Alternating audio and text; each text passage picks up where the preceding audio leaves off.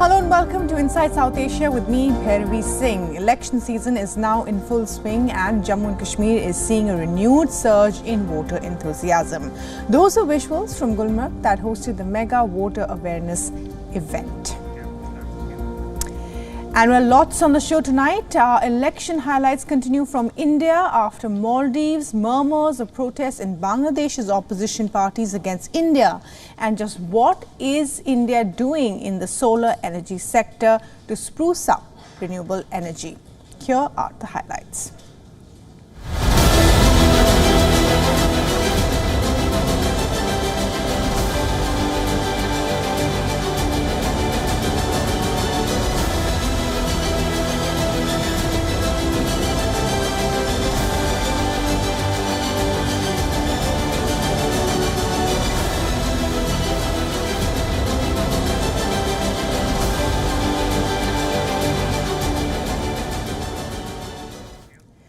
First up on the show, a tiny island in the Park Strait between India and Sri Lanka, Katchatheevu, is at the centre of a political storm. A finding says the then Indian government gifted away Katchatheevu to Sri Lanka in 1974 against India's interests. It is festering today as a flashpoint for the fishing community, besides becoming an election issue for the Prime Minister to attack the Congress and the DMK in Tamil Nadu. So what exactly is at the centre of this controversy? Find out. On the face of it, a little more than a rock in the middle of the deep blue sea.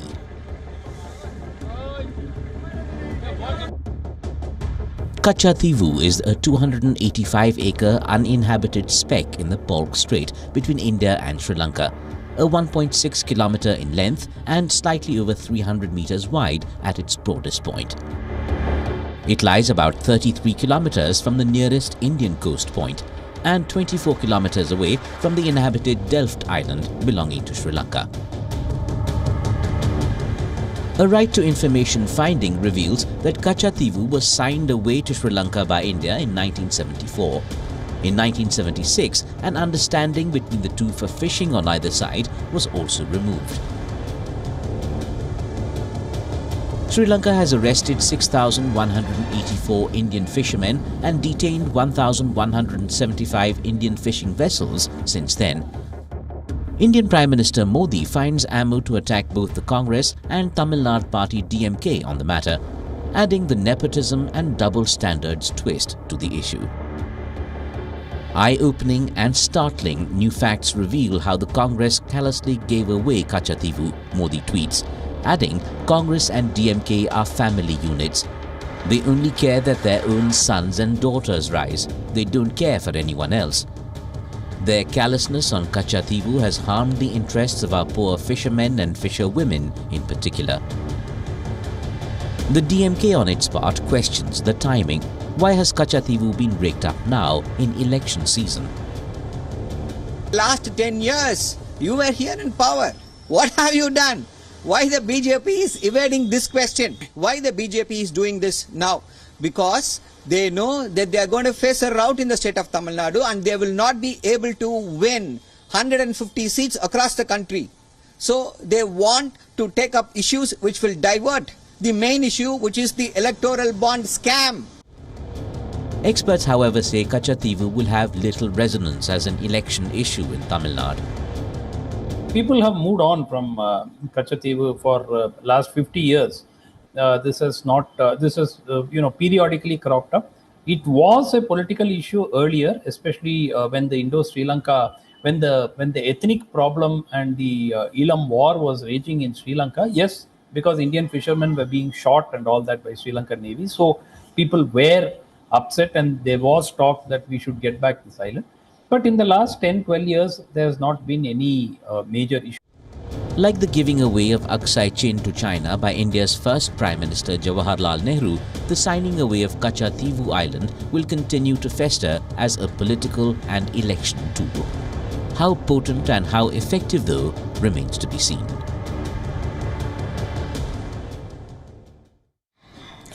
And while India has a neighbourhood-first policy towards nations in South Asia, a policy that pushes for economic and cultural ties, one that is more often than not under attack by China's string of pearls policy of encirclement, evident by the protests for and against India among political parties, governments and opposition leaders in India's neighbourhood. The latest comes from Bangladesh, where the opposition BNP is asking for an India Out campaign. Take a look.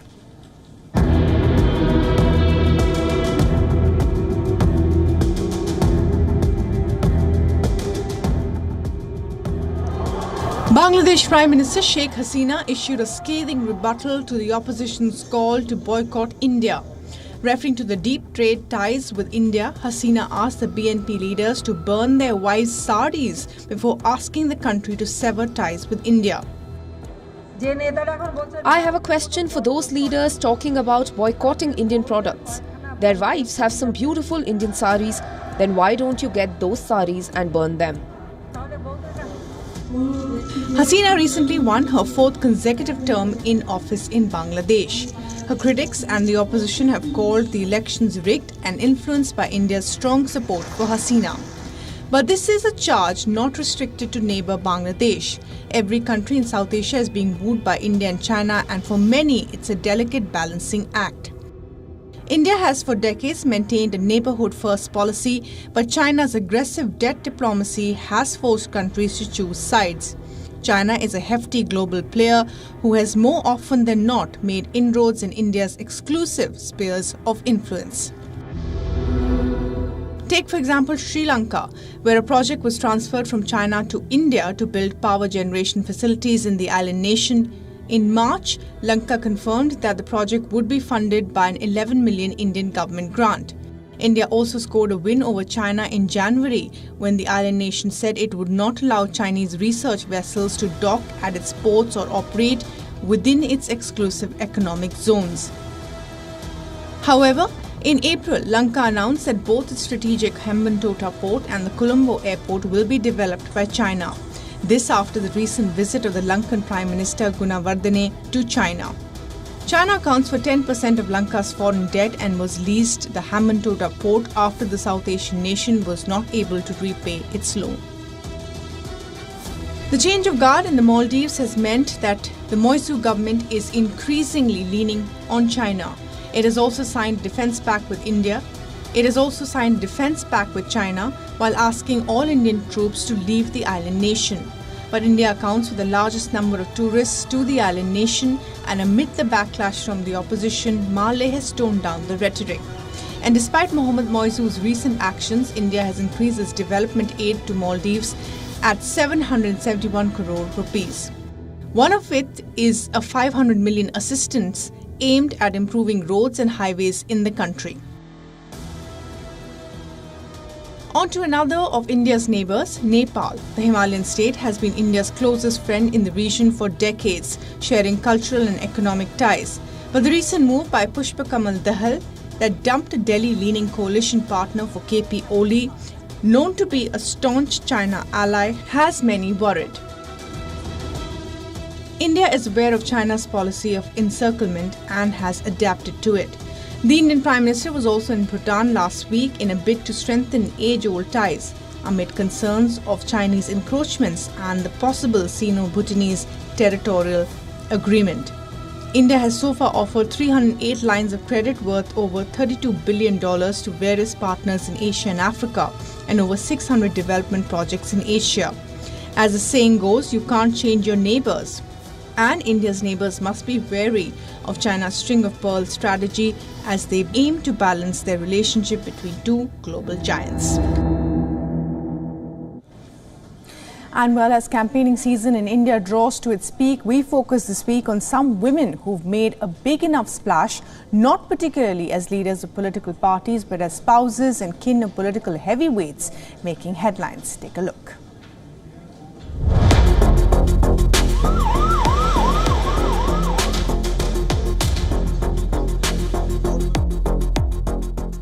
Not really the best of orators, but notice the lineup behind her. Bharat में ये तानाशाही नहीं चलेगी. हम लड़ेंगे, जीतेंगे. Sunita Kejriwal stands among leaders of the opposition India bloc at its rally against the centre. Her husband, Chief Minister Arvind Kejriwal, is in jail for alleged corruption, holed up by India's Enforcement Directorate. Sunita Kejriwal, who operates from the Chief Minister's office, seems to have even found some level of acceptance as a possible de facto Chief Minister of Delhi.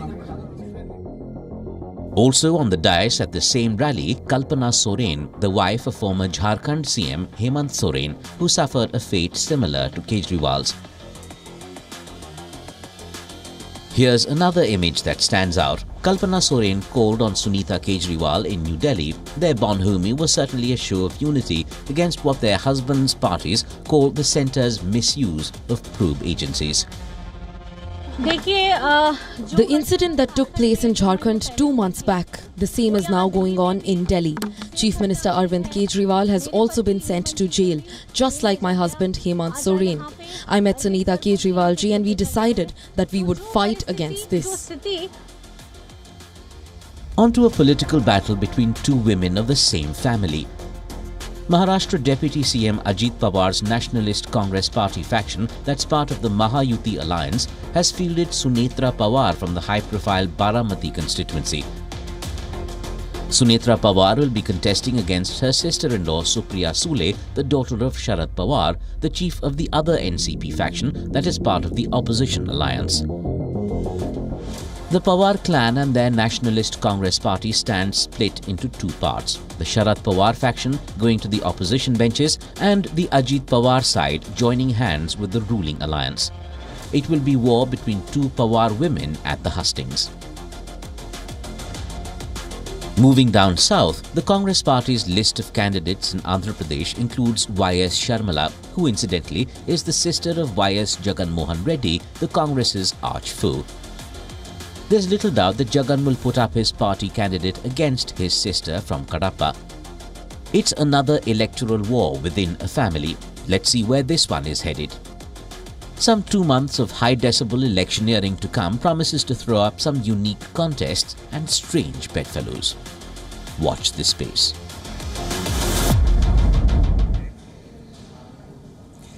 And while talking about elections, India's Met Department has issued heatwave alert during the voting period. Temperatures are soaring across India. Crop damage, water scarcity are other major concerns.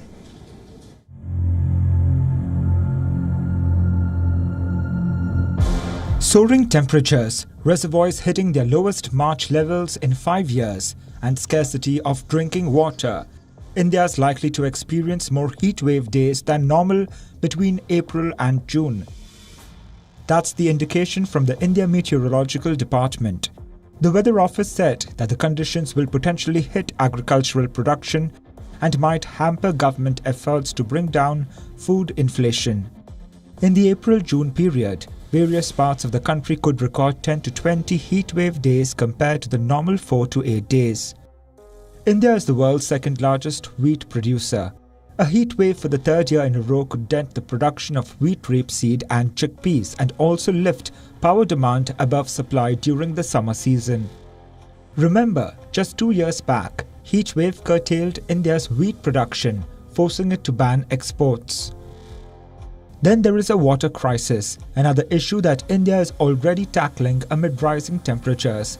Government data revealed that the 150 reservoirs, which primarily supply water for drinking and irrigation and are the country's key source of hydroelectricity, were filled to just 40% of capacity at the end of March.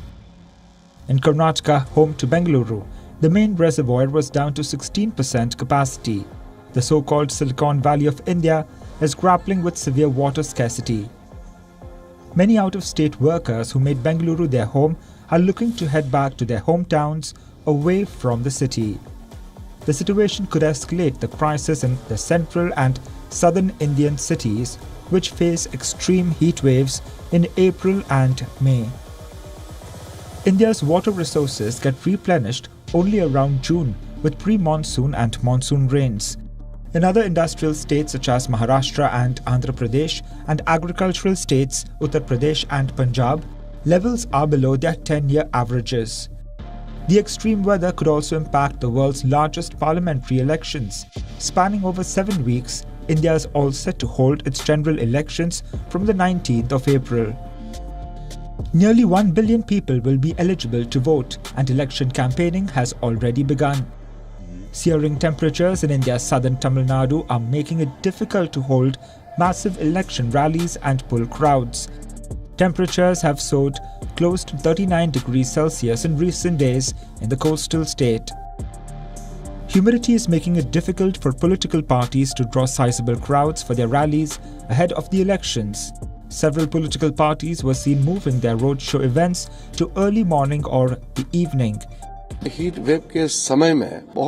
Due to the persistence of heatwave conditions, we are taking precautionary measures to reduce its effect on people. Separately, India's Power Ministry will look at using an emergency rule to run gas-fired power plants during the summer. This will be part of a series of measures to ensure uninterrupted supplies.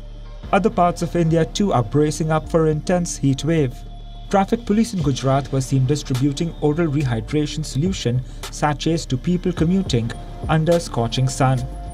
Traffic authorities also implemented blinker mode at several junctions to reduce the waiting time at signals during peak hours of torrid heat in the afternoon. The above normal temperatures have been predicted for the next few weeks by the IMD, and many alerts have been issued. Remember, this is just the beginning of April, and the advice is to take utmost precautions in the coming days. And well, India has recently announced plans to enhance solar power in the country to align with its broader push for sustainability. Major domestic and foreign players are pushing gears to capitalize on the increased focus on solar energy. Here's more in our next report. India is looking to reduce its dependence on fossil fuels and embrace renewable sources of energy. Within these renewable sources, solar energy is gaining traction, with many companies announcing plans to expand their solar footprint. However, India currently lags behind in this area, with a current installed rooftop capacity of less than 15 gigawatt. To bridge this gap, the government has announced a renewed focus on rooftop solar in the recent budget. A key challenge identified is the affordability of installations, particularly for small households. The fact that it is not cost effective is absolutely a total myth. In fact, in India, we have the most cost effective power when it comes to solar energy. We are already at ₹4 a unit, which is at grid parity, if not cheaper. The other piece is also that when you think about, the cost decline in panel technology, it has come down by something like 78% over the last 10 years. The Indian government has taken a significant step towards achieving its renewable energy goals by allocating substantial funds in the recent interim budget. $1.2 billion has been dedicated to solar power, a major increase from the previous year's allocation. This financial boost aims to accelerate rooftop solar adoption and propel India towards its ambitious solar targets. India is a very important market for us. It's the third largest market for us globally. We are committed to India. We have 30 manufacturing locations here. Already we employ 37,000 people. We do our R&D here. We do our manufacturing here. And more importantly, we are doing that not just for India. We are doing India for India and India for globe. With all these investments, the country awaits a new dawn as it sets eyes on becoming a renewable energy-driven economy.